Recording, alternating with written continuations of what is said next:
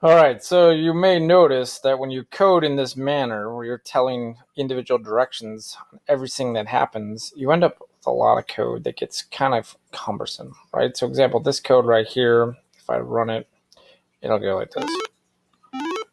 All right, that's cool. So that's like a bunch of directions. It would be really cool if I could take this and make this into a mini program, and it turns out you can. Here's how you do it. You use what's called a function. So functions are kind of an advanced idea. Not really, but that's where they're buried. So you go here to advance and you say functions and you click on make a function. So you make a function and there's all sorts of functions for today. This one's plenty good. Say done and there it goes. It comes up a little handle. It says do something. Let's give this do something a name. We'll call this blip, right? Because that's kind of what this code is. It's kind of a blip.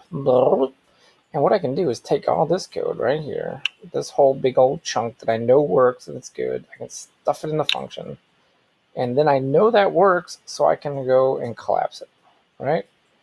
And now what's so cool is if I want to play this little mini program called blip, I just go back to my functions, and now this button appears, call blip. Call blip, don't like call them, but like call it, like run that program. So I could take call blip, I could stuff that into the A button.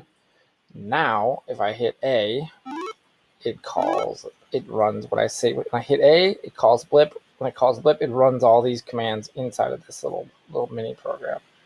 And it's much cleaner, much easier to look at. There you go. So that's the idea of a function. Very, very powerful. Oh, I hope you use it.